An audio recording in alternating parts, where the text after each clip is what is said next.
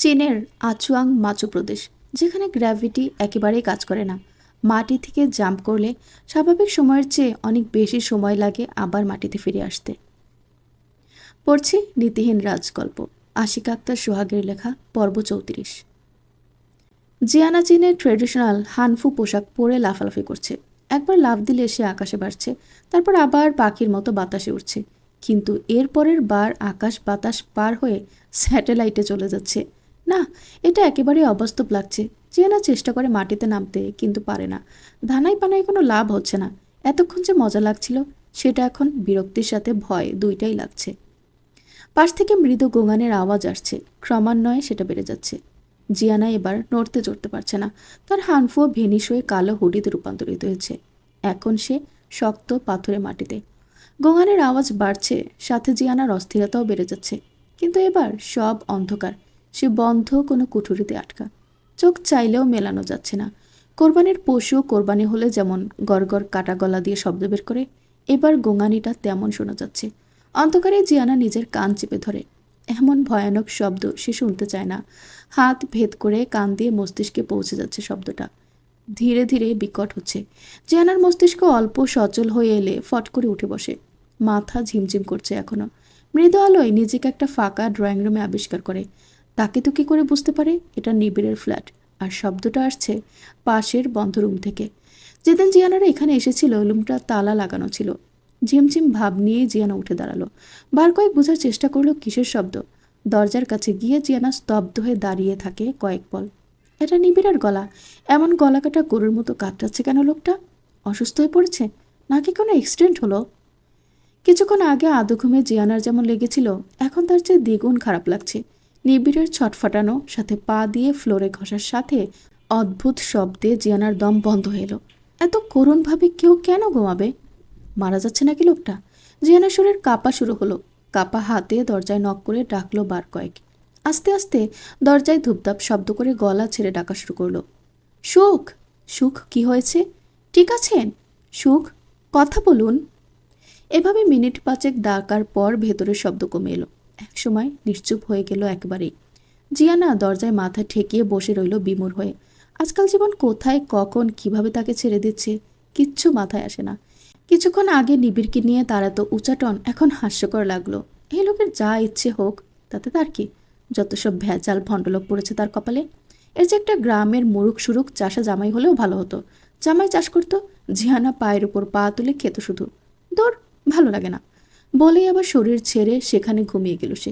ক্লোরোফর্মের reaction এখনও চলছে। নিবিড় দরজা খুলে দেখে দরজার সামনে ফ্লোরেই শুয়ে আছে জিয়ানা। জিয়ানার ডাকে নিবিড়ের দুঃস্বপ্ন কেটেছে। ভয়াবহ কত শত স্বপ্ন যে নিবিড়কে তাড়া করে বেলায়।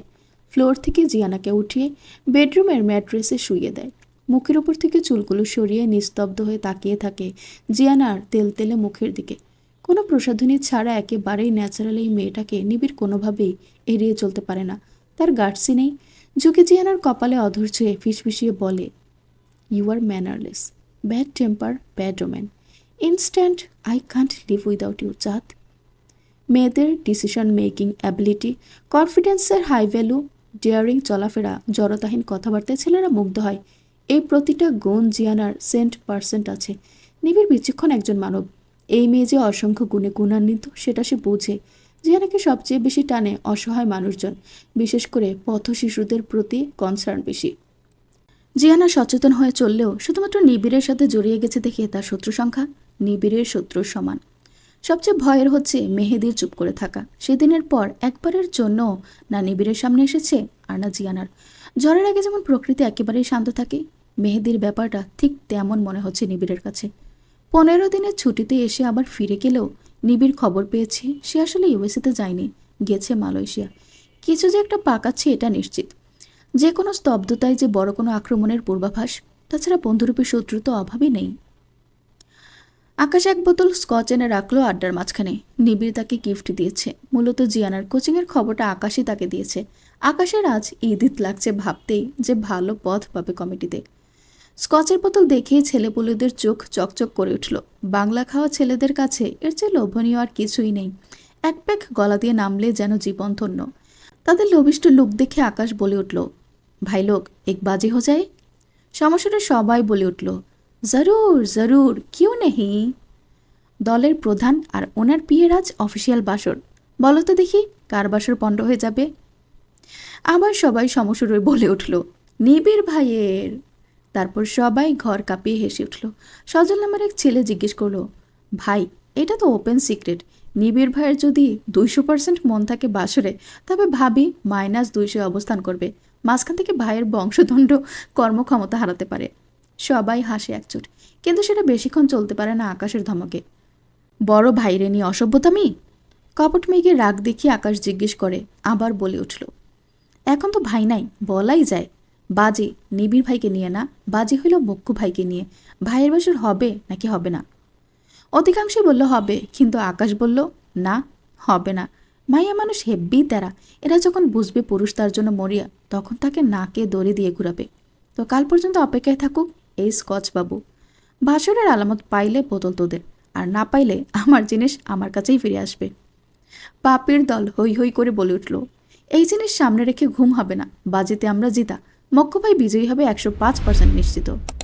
আকাশের কনফিডেন্সে ভাটা পড়লেও বোতলে কাউকে হাত লাগাতে দিল না।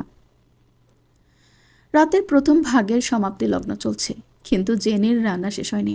অধৈর্য মক্কু অবস্থা পানি ছাড়া মাছের মতো রান্নাঘরের এক কোনায় দাঁড়িয়ে আছে ঘাপটি মেরে। জেনির ওড়না বুকের উপর পেঁচিয়ে কোমরে বাঁধা, চুলগুলো ঘাড়ের উপর হাত খোপা করা, গরমে নাকের উপর বিন্দু বিন্দু ঘামের উপস্থিতি। এক মনে শসা আর টমেটো কেটে সালাদ করতে ব্যস্ত সে। একেবারে গৃহিণী লাগছে।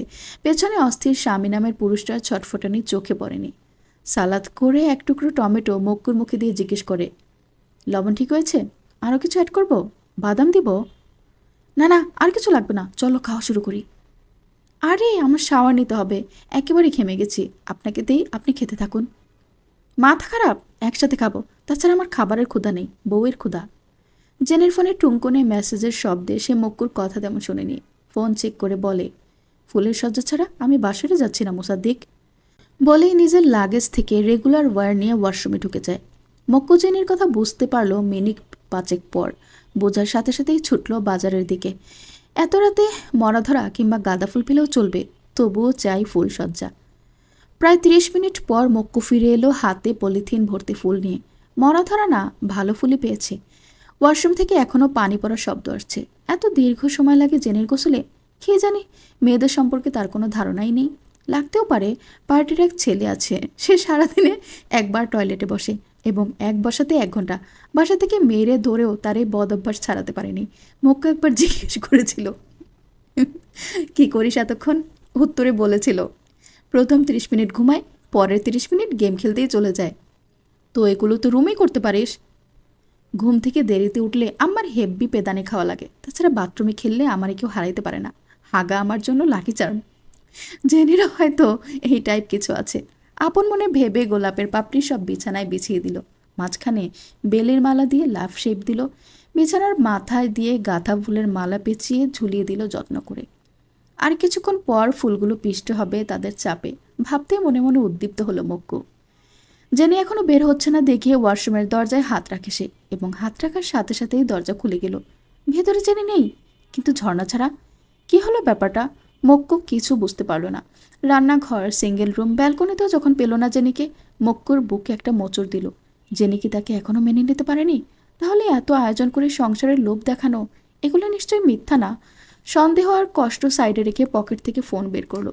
ফোনের উপরেই ভাসছে জেনির লম্বা মেসেজ, মুসাদ্দিক, আপনার মনোবাসনা আমি বুঝতে পারি, এটা স্বাভাবিক।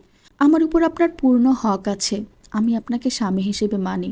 আজকেই প্রথম আর আজকেই শেষ আমি আপনার সাথে মিথ্যার আশ্রয় নিলাম। ঘণ্টাখানেক আগেও আমি জানতাম না আমাকে বের হতে হবে। আমরা আমাদের কাজের একটা লাস্ট অপারেশনের জন্য অনেক দিন থেকে অপেক্ষায় ছিলাম। জিয়ানাকে খুঁজে পেলে আজ আমাকে বের হতে হতো না।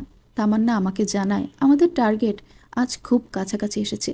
তামান্না একা পারবে না, আর পারলেও তাকে আমি একা ছাড়তে পারি না।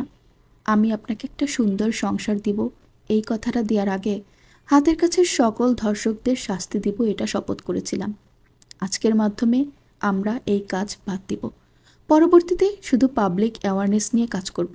আজকের রাতটা আমাকে মার্জনা করুন প্লিজ। আর কখনো আপনাকে ছেড়ে যাব না, প্রমিস। খাবারটা খেলে খুব খুশি হব। লাভ ইমোজি দেয়া। মক্কো ডাইনিংয়ে ঠেকে রাখা খাবারগুলোর দিকে একবার তাকালো, তারপর চাবি নিয়ে বের হয়ে গেল ক্লাবের উদ্দেশ্যে। চিতাবাঘকে সবচেয়ে ধূর্ত বানিয়ে বলা হয়, এরা কখনো নিজের টার্গেট মিস করে না। আমি এ যাবৎ নিবিড়কে লেপার্ড ভেবে ভুল করে এসেছি, কিন্তু এই ছেলে জাত চিতা। বলেই চায়ের কাপে চুমুক দিল ওসি হাবিব। হাবিব, আমি এই বিষয়ে কোনো সাহায্য করতে পারছি না। নিবিড়ের সাথে আগেও তবুও হাই হ্যালো সম্পর্ক ছিল, কিন্তু মামুন ইসলামের চালে আমি এমনভাবে আটকে গেছি, এখান থেকে বের হওয়া সম্ভব না। পদের লোভ দেখিয়ে আমার সাথে চুক্তি করেছিল, বিনিময়ে কে রিপোর্ট করেছি এটা জানার জন্য আমাকে ব্যবহার করে। মাঝখান থেকে জিয়াউলের পরিবার পথে বসল। ওদের কাছে আমি মুখ দেখানোর মতো অবস্থাতেও নেই। নিবিড়ের কথাই ঠিক, আমি আসলে রাজনীতিতে নাদান। বলেই দীর্ঘশ্বাস ছাড়ল শ্যামল হাসান। তারপর কি মনে করে উঠে একটা ফাইল এনে দেখিয়ে বলে, এই ব্যাপারে যদি কেউ সাহায্য করতে পারে তবে সেটা একমাত্র স্বপ্না। কিন্তু মামুন ইসলাম এমনভাবে বাড়িটা পাহারায় রাখে, একটা কাক পক্ষীও বিনা অনুমতিতে প্রবেশ করতে পারে না। আর পারলেও স্বপ্নার কাছ থেকে কিছু জানা অসম্ভব। এই ফাইলে ওই পরিবারের যাবতীয় সম্পদের হিসাব উল্লেখ আছে, ভ্যাট পর্যন্ত এরা ফাঁকি দেয় না। ওদের বিরুদ্ধে কথা বলার কোনো ফাঁক ফোকর পর্যন্ত নেই। আমাকে একটা লাস্ট সাহায্য করুন। রাফিন ইসলাম, সান অফ রূপক মণ্ডল। মানে এই ছেলেটা হিন্দু, তাহলে মুসলিম হলো কিভাবে? শোনা কথায় বিশ্বাস আমি করি না, তবুও সাসপেন্সের খাতিরে বলছি।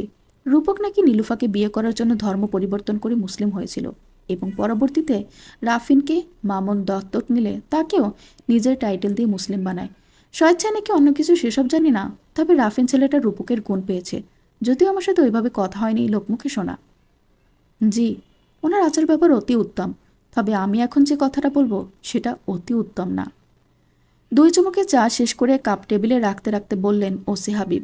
শ্যামল হাসান সোজা হয়ে টান টান হয়ে বসে এবার। ওসি হাবিব বলেন, জিয়াউলের স্ত্রীর ট্রান্সফার বিশেষ সুপারিশপ্রাপ্ত, এবং এই সুপারিশ করেছে রাফিন ইসলাম। এমনকি জিয়াউলের মেয়ে জিয়ানার সাথে একটা সম্পর্ক গড়ে উঠেছিল কয়েক মাসে এখানে আসার পর। তুমি কি বলতে চাচ্ছ এইসব প্ল্যান করা? বাকিটুকু শুনলে বুঝতে পারবেন কি প্ল্যান চলছে। জিয়াউলরা মগবাজারে একটা ব্যস্ত এলাকায় থাকতো। হঠাৎ একদিন রাফিন ওকে ফোন দেয় টিউটর হয়ে।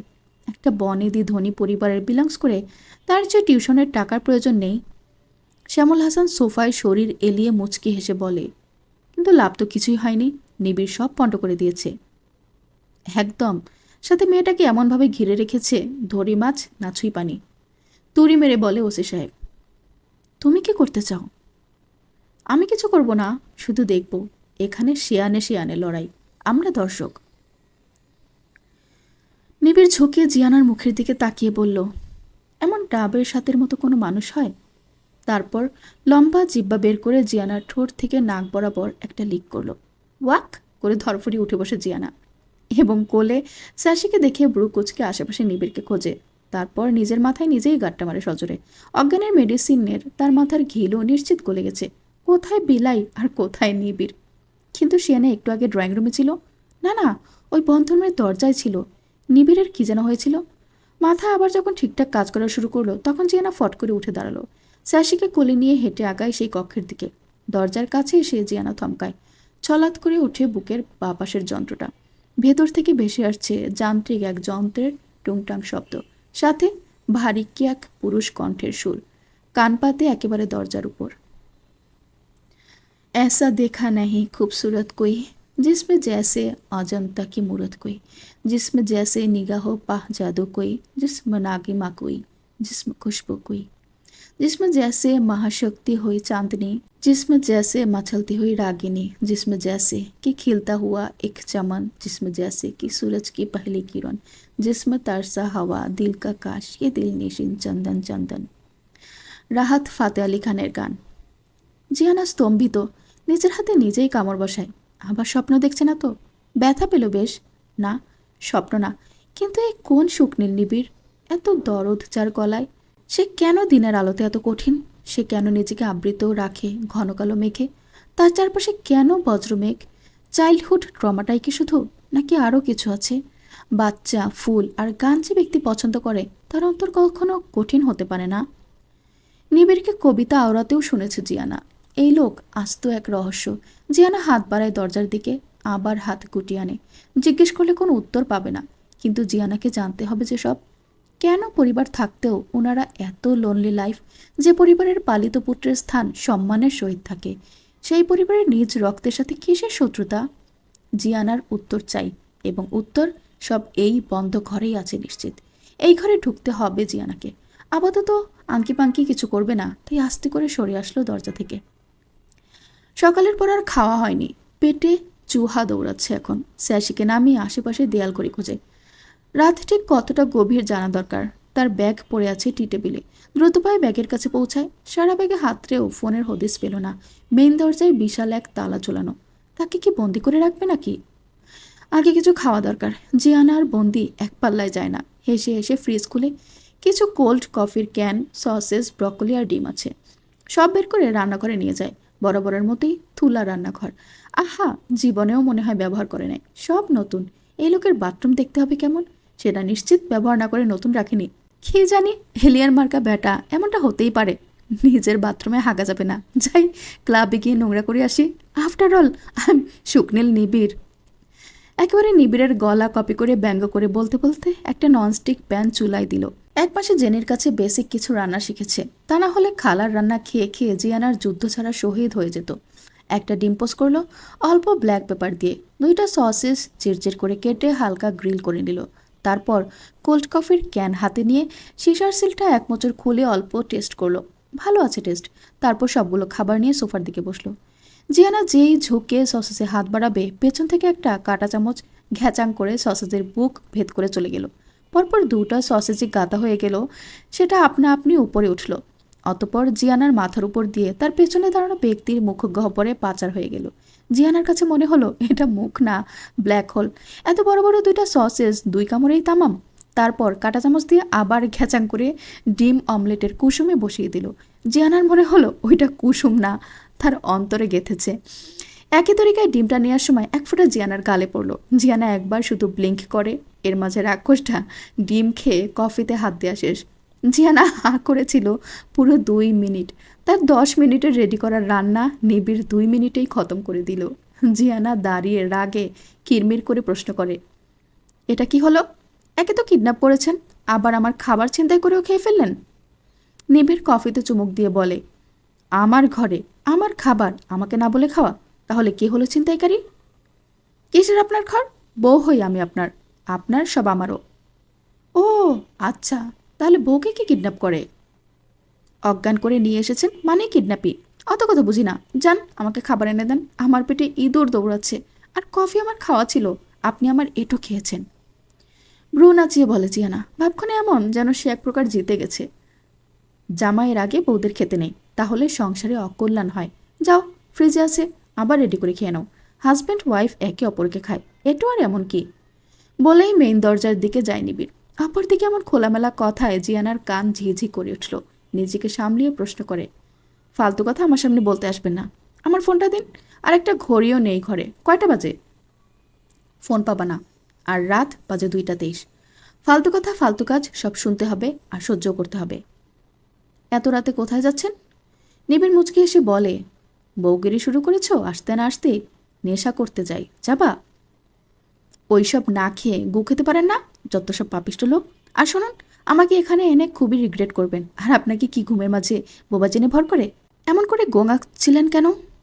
নিবিড় উত্তর না দিয়ে দরজা খোলে আর শুনতে পায় জিয়ানার পরবর্তী কথা। যাদেরকে বোবাজিন ধরে তাদের একা ঘুমাতে নেই, কবে জানি ঠেসে মেরে দেয় তার ঠিক নেই। বলে আবার ফ্রিজ খোলে আর নিবিড় বের হয়ে যায় বাসা থেকে। মনে মনে ভাবে, বোবা স্মৃতি তারা করে। সন্ধ্যা থেকে টানা ঘুমানোর কারণে জিয়ানার ঘুম উধাও। কতক্ষণ পায়চারি করলো, বারান্দায় শুকুর সাথে বকবক করলো। সুখু নামের তোতাটা তাকে দেখেই চাঁদ চাঁদ করে ওঠে। জিয়ানার যে খারাপ লাগে তা না, বেশ ভালোই লাগে বরং। এত আদরের ডাক একটা পাখি হলেও তাকে ডাকছে, এই বা কম কি? 3টা বেডরুম, অথচ 2টাই লক করা। ঘুরে ফিরে এসে নিবিড়ের কাবার্ডের সামনে দাঁড়ায়। এইটা লক করা না। হাত বাড়িয়ে খুলে ফেলে একটা দরজা। অতি আশ্চর্যজনকভাবে প্রত্যেকটা জামা কাপড় সূক্ষ্মভাবে গোছানো।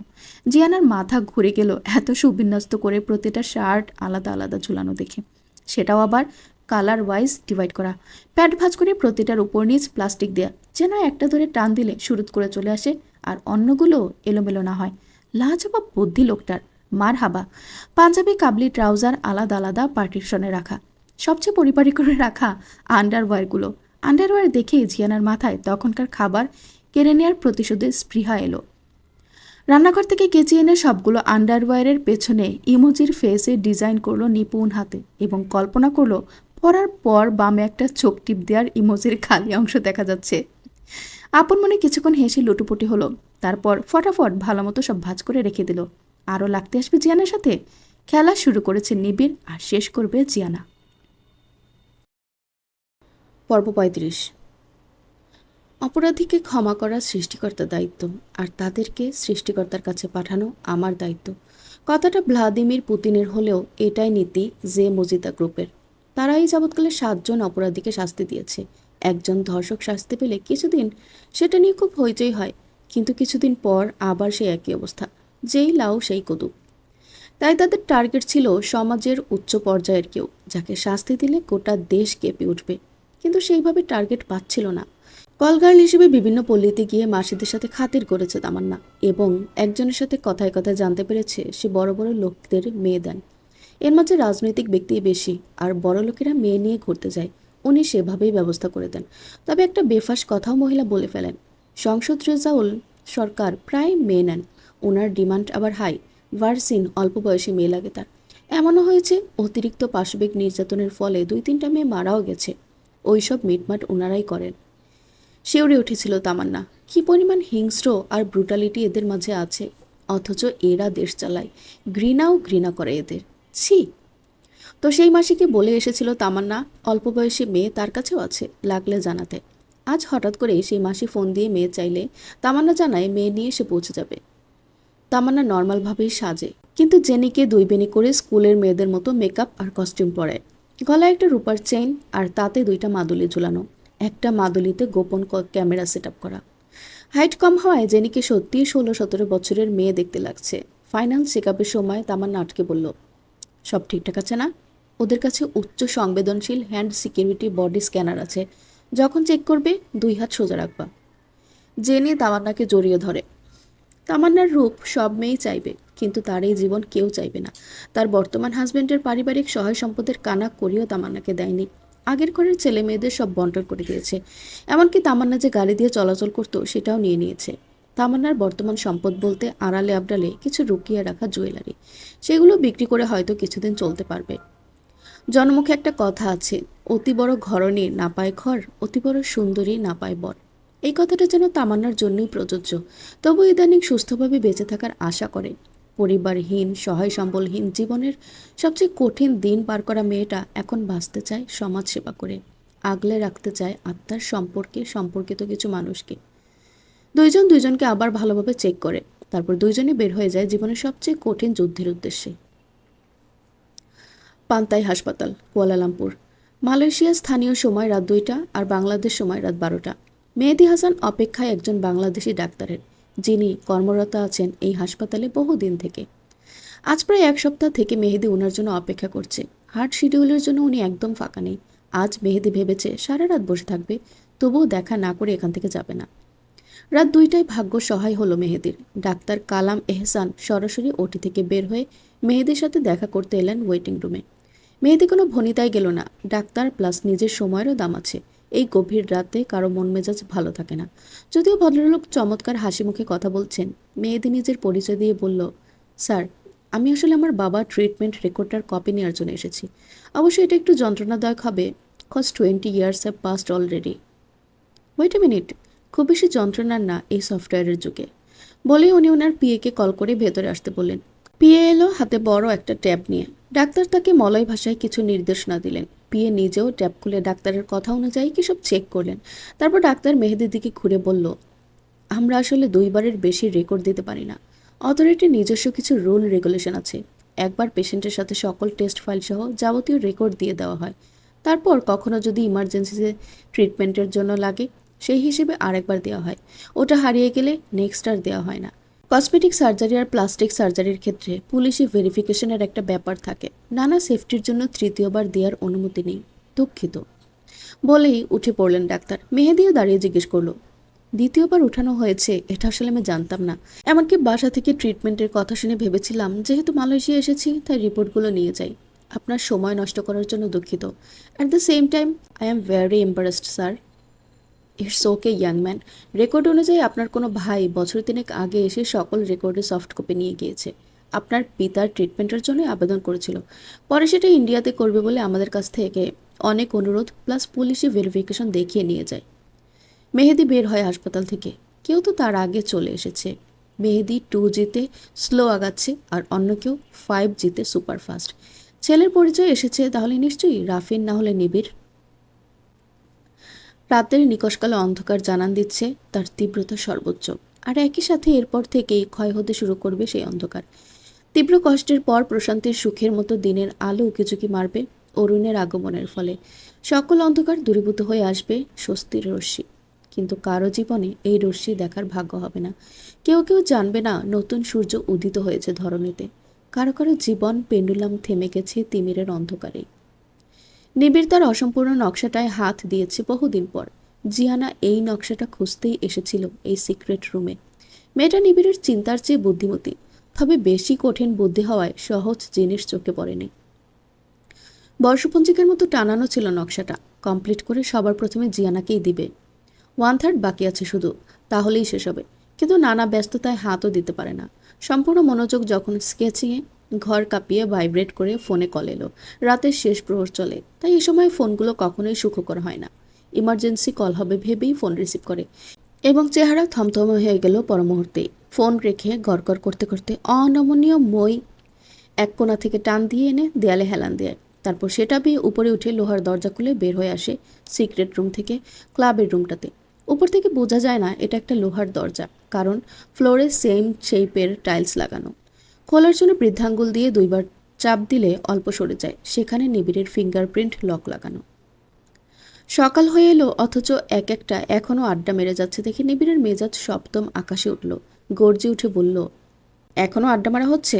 হ্যাঁ, পাছায় ক্যাক করে লাথি মারবো, সব আড্ডা ছুটে যাবে নালায়েকের দল। আকাশকে কনুই দিয়ে খোঁজা মেরে সজল ফিসফিস করে জিজ্ঞেস করলো, ভাই ক্যাক করে কেমনে লাথি মারে?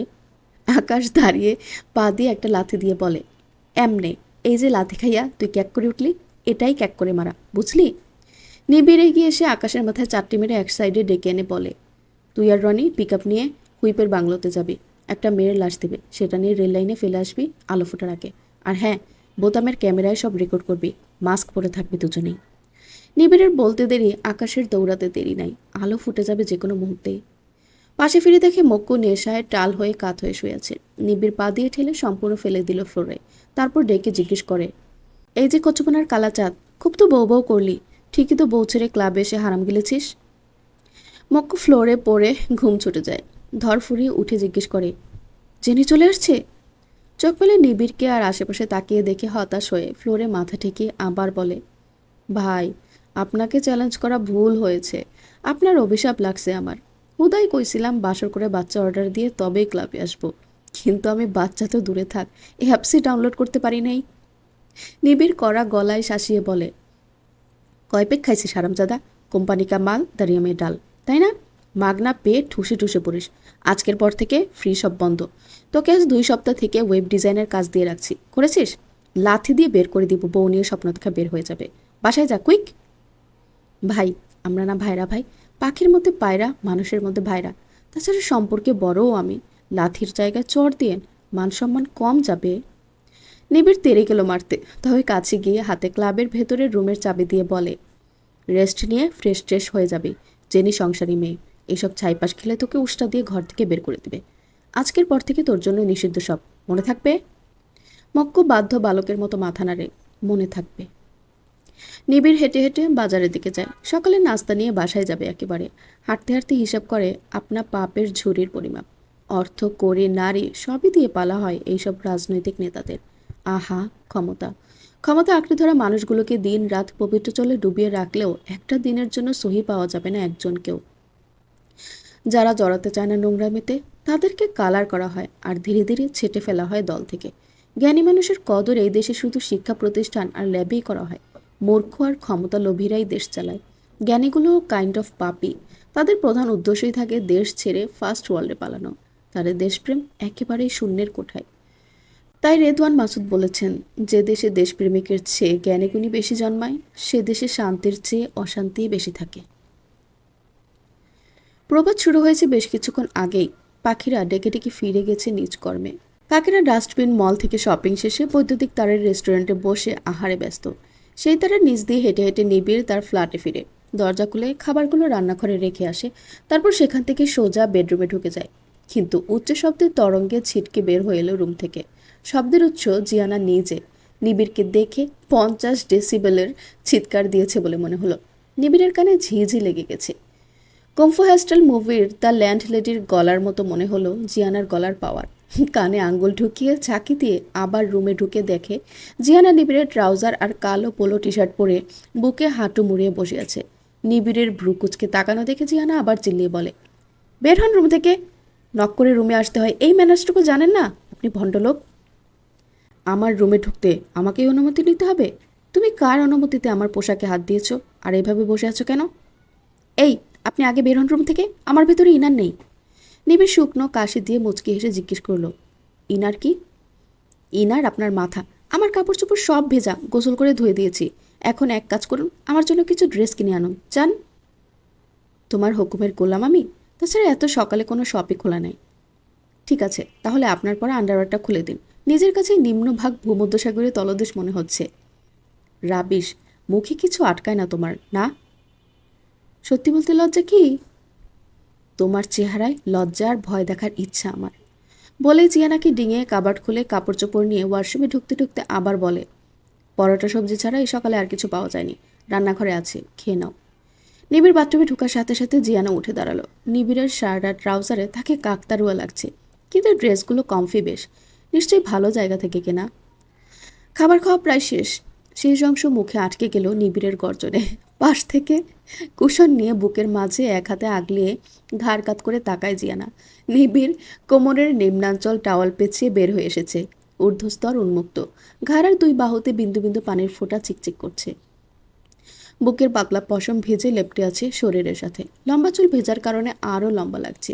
জিয়ানার চুয়াল ঝুলে অল্প হা হয়ে গেছে। মনে মনে বলে, কে বলে এই দেশের ছেলেদের জেনেটিক্স ভালো না? এই ভণ্ড নেতাকে দেখলে যে কেউ তার ধারণা বদলাবে। নিজের চিন্তা না আবার নিবিড় ধরে ফেলে, তাই আলগোছে ঘাড় আবার ঘুরিয়ে খাবারে মনোযোগ দিল। জিয়ানার ভাবান্তর না দেখে নিবিড় ধপধপ করে জিয়ানার সামনে দাঁড়িয়ে হাতের আন্ডারওয়্যার মেলে ধরে জিজ্ঞেস করলো, এগুলো কি করেছ? দরজা জানালা বানিয়ে দিয়েছি, হাওয়া বাতাস চলাচলের জন্য উপযুক্ত সিস্টেম। চমৎকার হেসে জবাব দেয় জিয়ানা।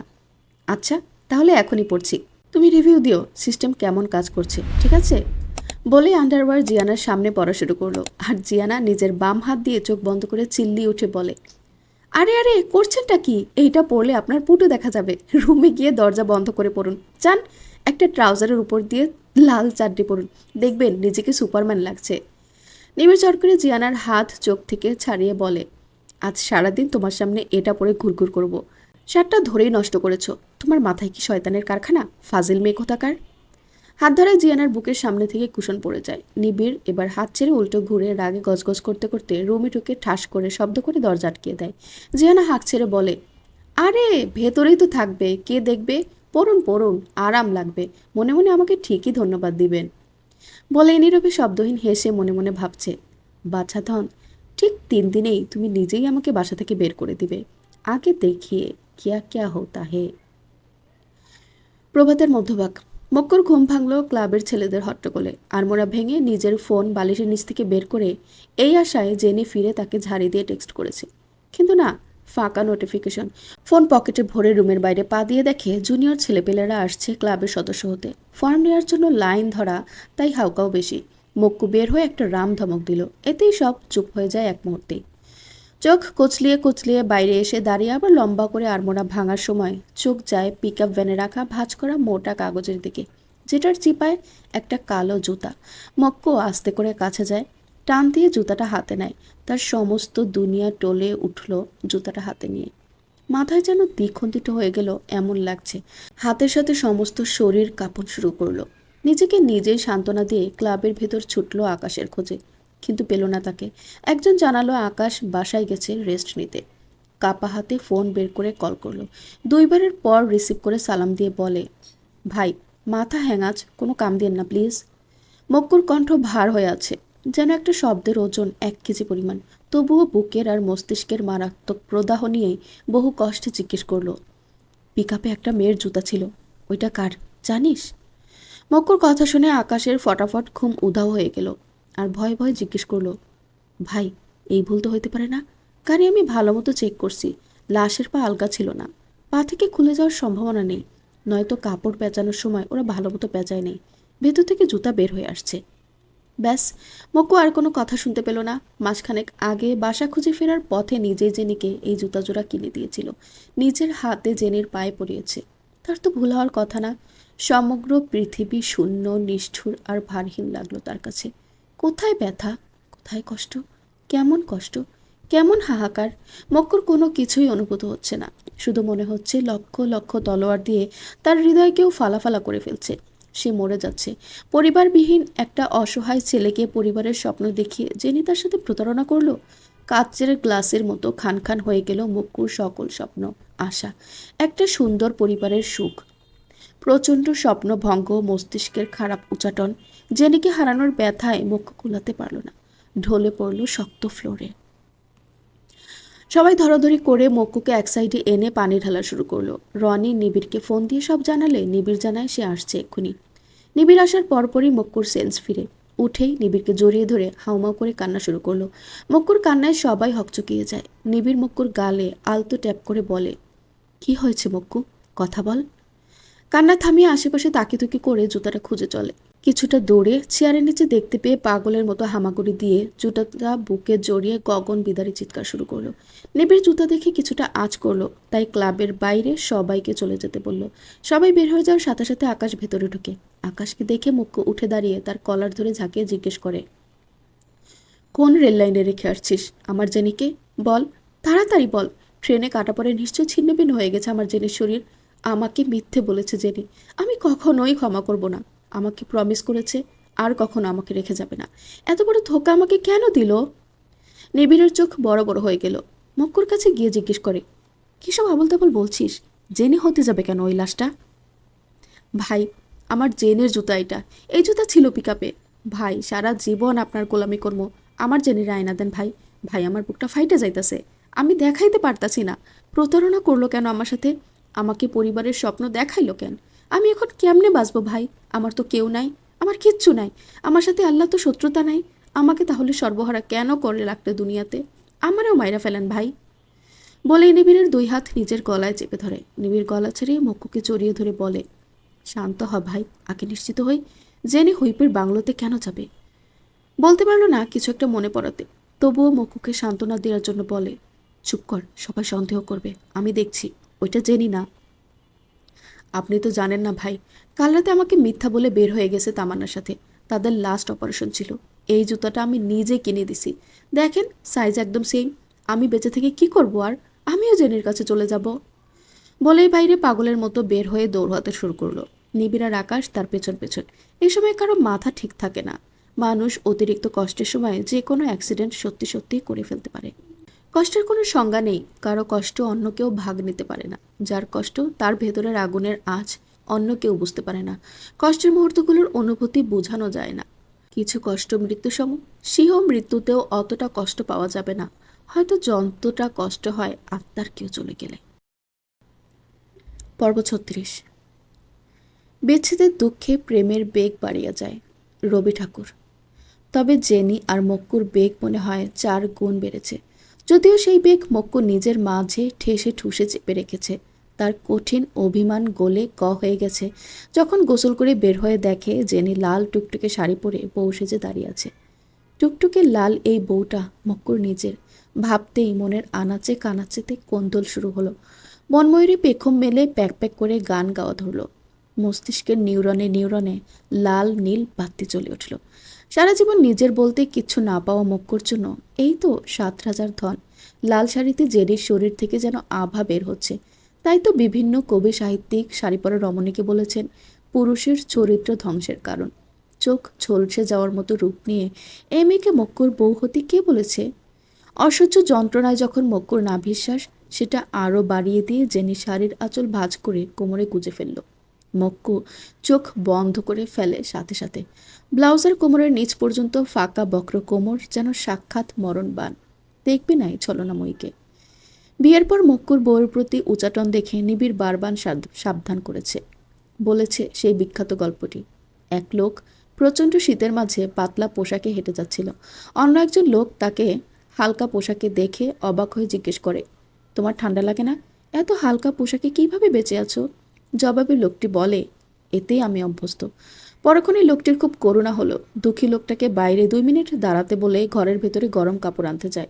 ঘরে ঢুকে লোকটি অন্য কাজে ব্যস্ত হয়ে বাইরের অভাবে লোকটার কথা ভুলে যায়। সকালে যখন মনে পড়ে, তাড়াহুড়ো করে বের হয়ে দেখে বরফে জমে অভাবে লোকটা মারা গেছে। এতকাল সে হালকা পোশাকে দিব্যি বেঁচে থাকলেও যেই কেউ তাকে গরম কাপড়ের প্রলোভন দেখিয়ে তেমনি তার শরীর আর মন লড়াই করা ছেড়ে দিয়েছে, আর ফলাফল মৃত্যু। এই গল্পটা তোর জন্য শিক্ষণীয় দিক হচ্ছে, নিজের যে আচরণগত অভ্যাস সেটা যদি কারো উপর ভরসা করে বদলিয়ে ফেলিস, তবে জীবন কঠিনভাবে ধোঁকা দিলে আর দাঁড়াতে পারবি না। যে অপরের উপর যত বেশি আশা করে, তার মানসিক শান্তি তত কমে যায়। ঠিকঠাক মক্কু আর এত বেশি স্বপ্ন দেখবে না। যান আজ সকালে যে কোনো মুহূর্তে উড়ে যেত, শুধু যদি একটা ট্রেন সেই সময়ে পাস করত। মক্কুর চোখ বন্ধ দেখে জেনি এগিয়ে গিয়ে হাত ধরে টেনে নেতিয়ে যাওয়া ফুলের বিছানায় বসায়। নিজেও সামনে বসে এক হাতে থুতনি ধরে আরেক হাতে কপেল ব্যথার জায়গায় আলতো স্পর্শে ছুঁয়ে দেখে। আহ করে মক্কু চোখ খুলে দেখে টকটকে লাল ঠোঁট গোল হয়ে শীতল বাতাস দিচ্ছে তার কপালে।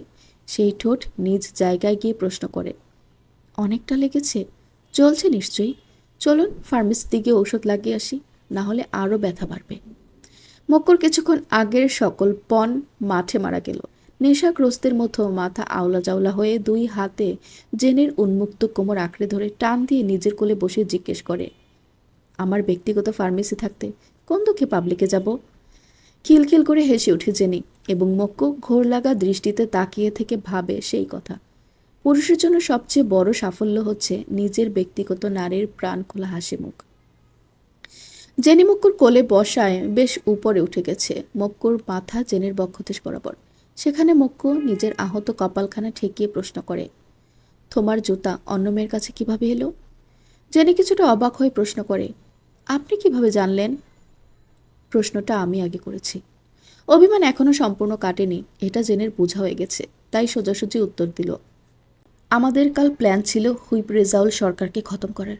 সেভাবেই আমরা বের হই, কিন্তু মাঝপথে কিছু নেশাগ্রস্ত বখাটের পাল্লায় পড়ি।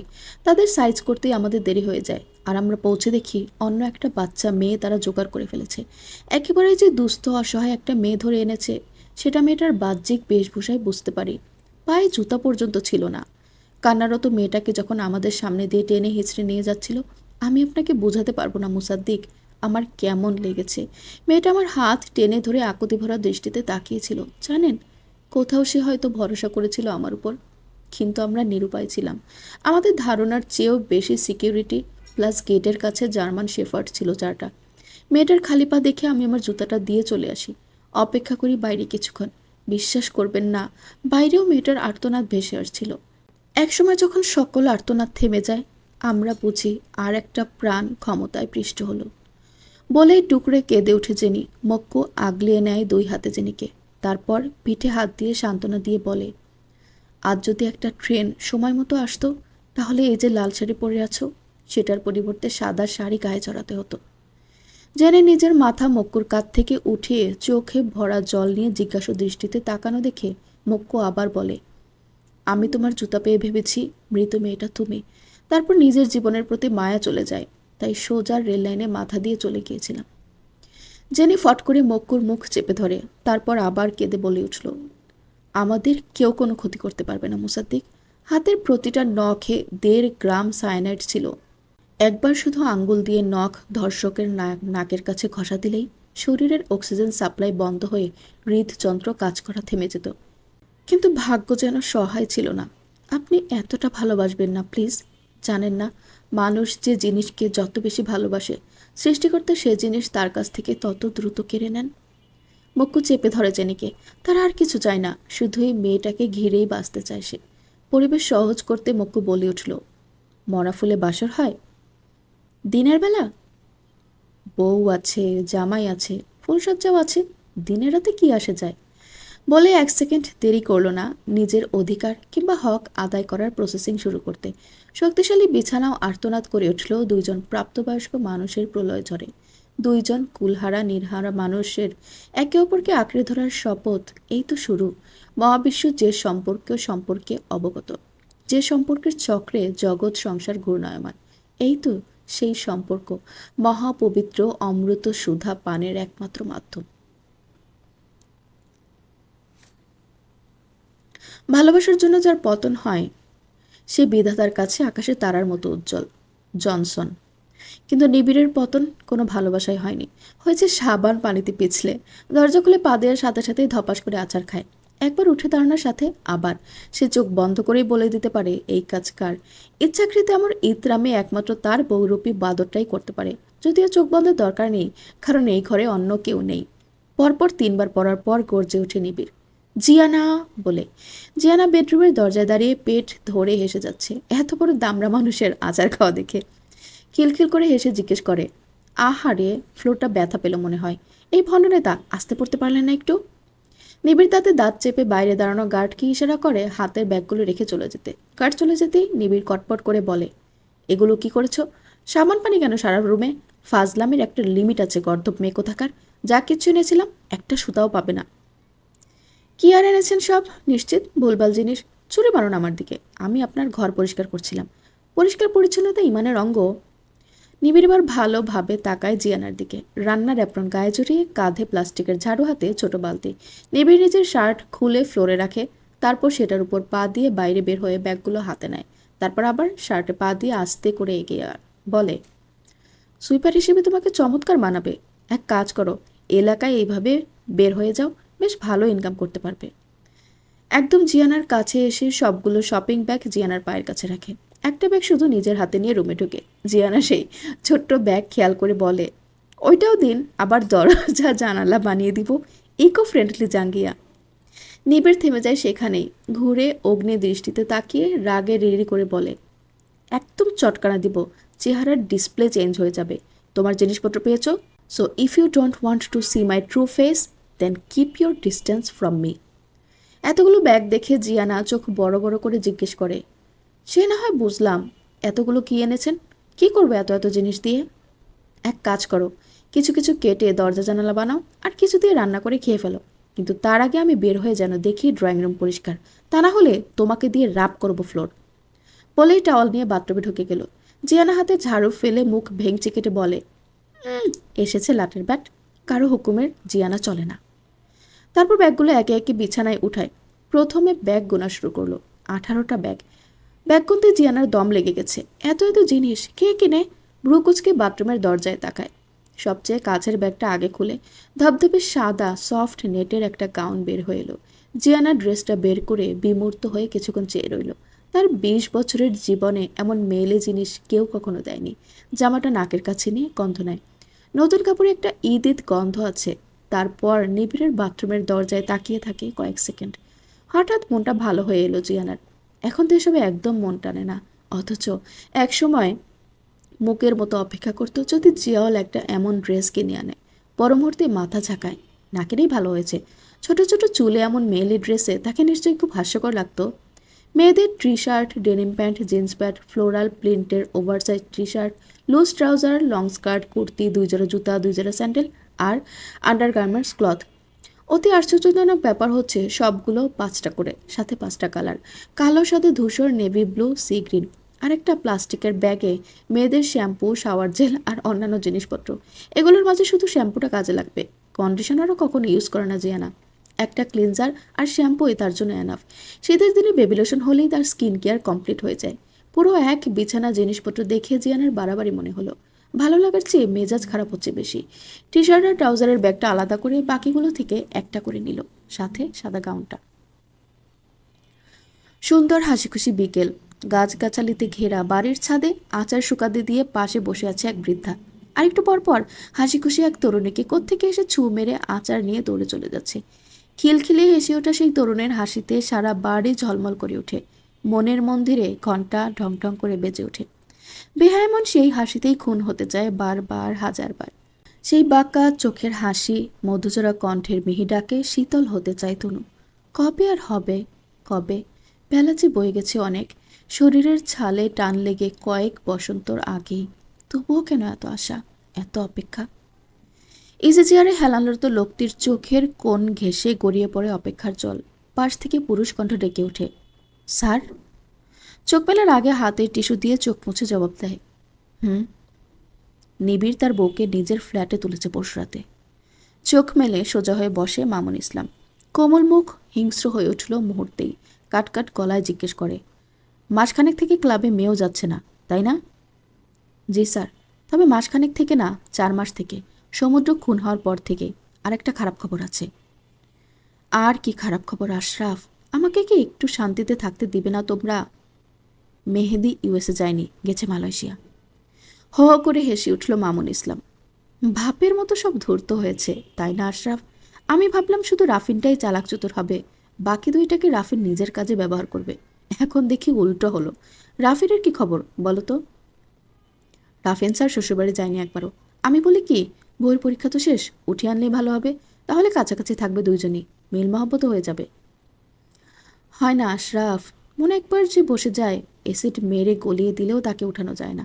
আমার জন্য রাফিনকে তো কোরবানি দিতেই হতো, আজ অথবা কাল। তাহলে এখন কি করবেন স্যার? সবাইকে এক জায়গায় করে হয় শেষ করব, না হয় নিজে শেষ হয়ে যাব। জীবনের তো শেষই হয়ে গেল, আর কিসের অপেক্ষা? তারা খেলবে, আমি শুধু গ্যালারিতে বসে খেলা দেখব, দেখি কে জিতে। বলেই দিয়াল ফাটা হাসি শুরু করলো মামুন ইসলাম। মানুষের মনের আড়ালেও আরও একটা মন থাকে। কাছ থেকে সেই মনের সন্ধান যারা পায়, তারা কখনোই বুকে হাত রেখে বলতে পারবে না লোকটা খারাপ। প্রতিটা খারাপের পেছনে কারণ থাকে, থাকে হাজার ব্যথা আর লুকায়িত কষ্ট। নিবিড় পুষ শহরে নিজের ঘাড়ে পানি ঢেলে হারিয়ে যায় জিয়ানার ওয়ার্ল্ডে। শপিং শেষে একেবারে কোনার একটা ডিসপ্লে ডলের গায়ে সাদা ড্রেসটা দেখে থেমে যায় নিবিড়। হাতে আর ব্যাগ রাখার জায়গা নেই, তবুও মনে হলো এই ড্রেসে জিয়ানাকে একেবারেই প্রিন্সেস লাগবে। যদিও জানে না সে পরবে কিনা, তবুও লোভ হলো কেনার এবং শেষে কিনেই ফেলে। কিন্তু জিয়ানাকে কখনোই বলতে পারবে না একবার ড্রেসটা পরে তার সামনে আসতে। আরেকটা জিনিস ভাবলো, আগে ফ্ল্যাটে ফিরলে কেমন অশান্তি অশান্তি লাগতো। মনমোড়া একটা নিস্তব্ধতায় ঘেরা শুধুই ফ্ল্যাট। অথচ কাল রাত থেকে সেই অশান্তিটা আচম্বিতে উদাও। নিস্তব্ধতাও কেটে গেছে যেন। জিয়ানার করা দুষ্টমিগুলোতে পরিবার পরিবার একটা ব্যাপার আছে। গড়িয়ে পড়া পানিতে বাঁকা হাসির ঠোঁট প্রসারিত হলো। পরিবার? নিবিড়ের পাগল বউ। তারপর সিদ্ধান্ত নিল এখন থেকে জিয়ানার প্রতিটা বিরক্তিকর কাজে সে বিরক্ত প্রকাশ করবে না। যাই করুক সে জিরো রিয়াকশন দিবে। পাগলাকে এত প্যাম্পার দেওয়া যাবে না। কতবার বিরক্ত করবে? একসময় বিরক্তি এসে ওকেই বিরক্ত করবে যখন দেখবে নিবিড়ের কোনো হেলদোল নেই। তারপর মস্তিষ্ক ছুটে গেল রাজনৈতিক ক্ষেত্রে, আর মনটা তখনই বেশি উঠল। নিবিড়ের বিষাক্ত জীবনের স্বস্তির কোনো কিছুই নেই, একমাত্র জিয়ানা ছাড়া। এই মেয়েটা যখন মস্তিষ্কে থাকে কেমন আরাম আরাম লাগে শরীর। বাকি সবই বিষাক্ত, বিরক্তিকর, দায়িত্ব ছাড়া আর কিছুই না। দীর্ঘ গোসল শেষ করে আরও 5 মিনিট স্টিম শাওয়ার নেয়। তারপর বরাবরের মতোই কোমরে টাওয়াল পরে ঊর্ধ্বাঙ্গ উন্মুক্ত রেখে বের হয়ে আসে। জিয়ানা ব্যস্ত সব উল্টে পাল্টে দেখতে। ড্রয়িং রুমে উঁকি মেরে দেখে গমগমে গলায় জিজ্ঞেস করে, কাজ হয়নি এখনো? সাহস দেখে চূড়ান্ত দেখাচ্ছ মেয়ে। চুপ করুন তো। এই, এগুলো সব কি এনেছেন? এতগুলো কে পড়বে? আমি এই কয়েকটা রাখছি, বাকিগুলো ফেরত দিয়ে আসবেন। নিবিড় একবার কিছু নিলে সেটা ফেরত দেয় না। আহা, কি ডায়লগ! অতি জঘন্য। তাহলে আপনি পড়ুন বাকিগুলো। একটা কথা বলুন তো, টাকায় কামড়ায় না চুলকায় আপনাকে? আর এগুলো কি কেটেছেন? হ্যাঁ।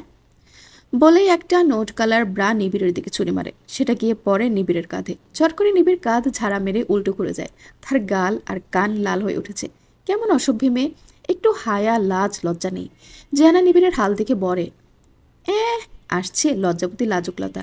নিজে নাঙ্গ হয়ে ঘুরে বেড়ায়, অথচ এইসব দেখে লজ্জা পায়। আচ্ছা, তো কিনলেন কিভাবে? নিবিড় আবার জিয়ানার দিকে ঘুরে একেবারে কাছে এসে চোখে চোখ রেখে প্রশ্ন করে, কেন? আমাকে এভাবে দেখে তোমার কিছু ফিল হচ্ছে?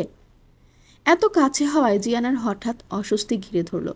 চোখ সরিয়ে পাশে ফিরলে নিবিড় আবার বলে উঠল, I can read people's eyes and face. তুমি লজ্জা পাচ্ছ, রাইট? জিয়ানা নিচ থেকে একটা কালো রঙের ব্রা নিয়ে নিবিড়ের মুখে গুজে দিয়ে বলে, এগুলো কি কিনেছেন? হ্যাঁ, এমন উঁচু উঁচু ফোলা ফোলা। যান বদলে আনেন, কমফি টাইপ আনবেন। বলেই রুম থেকে বের হয়ে যায়, আর সাথে সাথেই ধপাস করে পিছলে পড়ে। জিয়ানার পরে থেকে নিবিড় দম ফাটা হাসি শুরু করলো। জিয়ানা পরে মুখ কুচকে ফেলে। যত না ব্যথা পেয়েছে, এম্বারেসড বেশি হয়েছে। একেই বলে অন্যের জন্য খোঁড়া গর্তে নিজেকেই পড়তে হয়। মক্কুর ফোনে তখন থেকে বেজে চলেছে। বালিশের নিচে হাত রেখে জেনি ফোন বের করে আনে। মক্কু সেটা হাত থেকে ছিনিয়ে নিয়ে বন্ধ করে জেনের হাত চেপে ধরে। নিবিড়ের ফোন বেজেই চলেছে। পিপ পিপ করে ভাইব্রেট হচ্ছে সোফায়।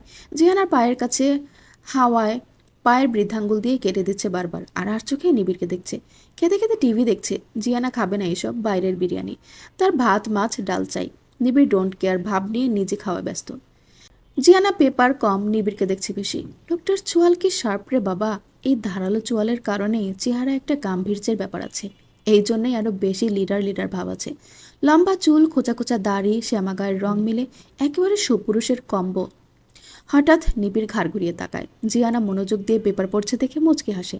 তারপর আবার টিভির দিকে চোখ রেখে বলে, যারা চুরি করে দেখে তাদের চুন্নি বলে।